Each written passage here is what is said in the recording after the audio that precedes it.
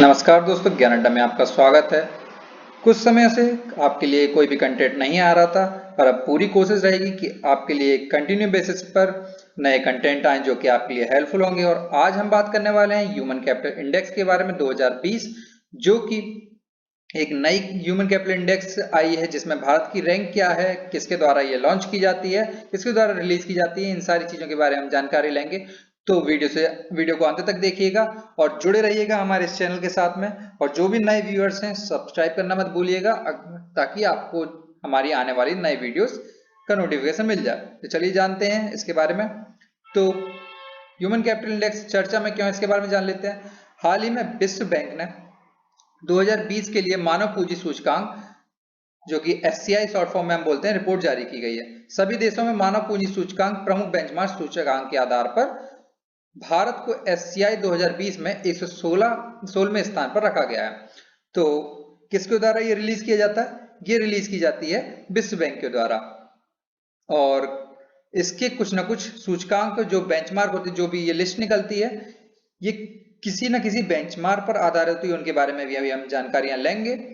तो सभी देशों में, यानी कि कुल कितने देशों के बीच में इसको 116वां स्थान मिला हमारे भारत को? तो ये थे 174 देश, जिनके बीच में हमारे भारत को 116वां स्थान प्राप्त हुआ है।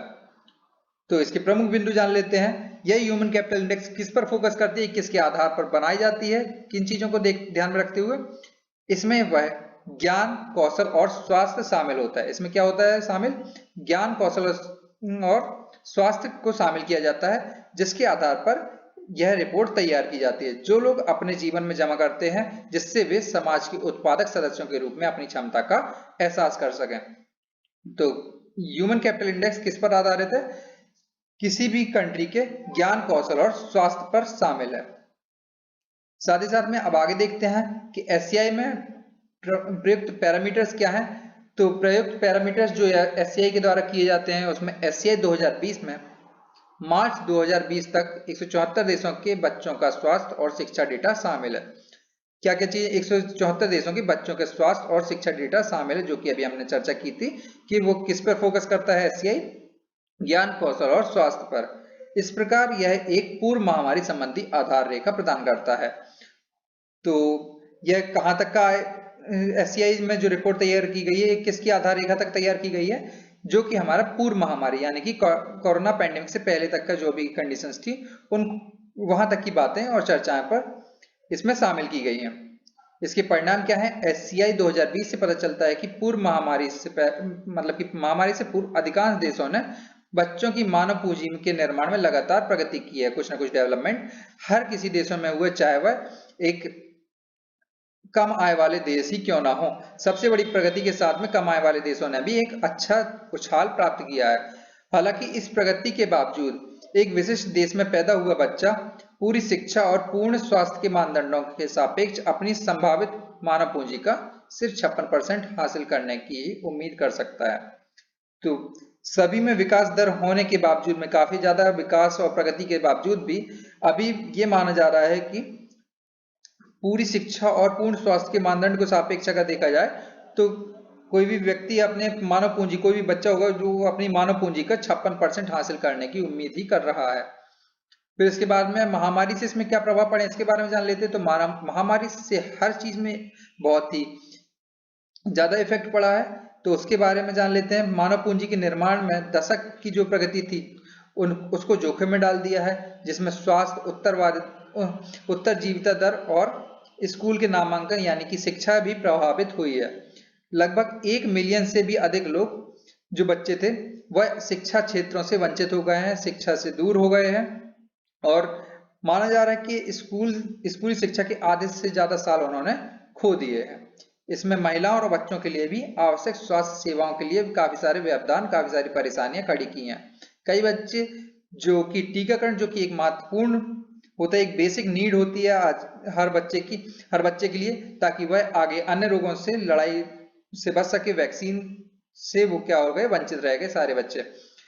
इसने आय असमानता में भी वृद्धि की है। महामारी के कारण क्या हुआ? महामारी के कारण काफी ज्यादा डिफरेंस आया इनकम सोर्सेज पर। इसका आर्थिक प्रभाव क्या पड़ा? विशेष रूप से महिलाओं और सबसे वंचित परिवार के लोगों के लिए बहुत गहरा प्रभाव पड़ा, जिसमें खाद्य असुरक्षा और गरीबी की चपेट में ये लोग आ गए। तो इस तरीके से ये बात कही गई है यहाँ पर। आगे देखते हैं भारत का जो विशिष्ट डेटा है उसके बारे में चर्चा की गई कि 157 देशों में, पिछले साल 2019 की रिपोर्ट में बात करें तो 157 देशों में से भारत किस रैंक पर रहा? 115वें स्थान पर रहा। और इस बार की बात की जाए तो इस वर्ष भारत 174 देशों में से 116वें स्थान पर रहा, मतलब कि इसमें भारत की जो रैंक थी उस पर सुधार हुआ है। हालांकि भारत का स्कोर 2018 से 2020 में बढ़कर 0.49 हो गया है। या 2018 में इसका अगर स्कोर की बात की जाए तो 0.44 था और अब 2020 में 0.49 हो गया। मानव पूंजी को मजबूत करने के लिए भारत द्वारा हाल ही में काफी सारी पहल की गई हैं, जिससे कि हमारी ह्यूमन कैपिटल इंडेक्स है, जो ह्यूमन कैपिटल है वो मजबूत हो सके, जिसमें से कुछ है आयुष्मान भारत योजना, राष्ट्रीय शिक्षा नीति, Atmanirbhar Bharat Yojana, TULIP urban learning internship programme और समग्र शिक्षा। ये सारे जो प्रोग्राम चलाए जा रहे हैं, ये पहल जो चलाई जा रही है, ये किस लिए चलाई जा रही है? ताकि हमारी जो मानव पूंजी है हमारे भारत देश की वह मजबूत हो सके। इसी के साथ साथ में कुछ एक अन्य जानकारी हम जान लेते हैं। जिस तरीके से ह्यूमन कैपिटल इंडेक्स भारत में, ह्यूमन कैपिटल इंडेक्स विश्व बैंक के द्वारा निकाली जाती है, प्रकाशित की जाती है, उसी तरीके से विश्व बैंक के द्वारा और भी अन्य रिपोर्ट जारी की जाती हैं, जो कि है वैश्विक आर्थिक संभावना यानी कि ग्लोबल और ईज ऑफ डूइंग बिजनेस, विश्व विकास रिपोर्ट यानी कि वर्ल्ड डेवलपमेंट रिपोर्ट। इसी के साथ साथ में हम और आगे जान लेते हैं कुछ अंतिम बातें। एससीआई एक आधार प्रदान करता है। एससीआई क्या करता है? ह्यूमन कैपिटल इंडेक्स जो है एक आधार प्रदान करता है, जिस पर भारत सरकार मानव पूंजी का समर्थन करने के लिए क्या दे? प्राथमिकता और एक आयाम दे सकती है। साथ ही साथ में विश्व बैंक भारत के साथ गरीबों की आजीविका के लिए काम कर रहा है। तो ये थी हमारे लिए आज की जानकारी, जिसमें ह्यूमन कैपिटल इंडेक्स के बारे में हमने जाना और यह चर्चा में क्यों है, इसके की फीचर्स क्या हैं, इन सारी जानकारियों को हमने जाना। आशा करते हैं आपको हमारी ये वीडियो पसंद आया होगा। पसंद आया तो लाइक करें, ज्यादा से ज्यादा शेयर करें और सब्सक्राइब करना ना भूलें। Thank you.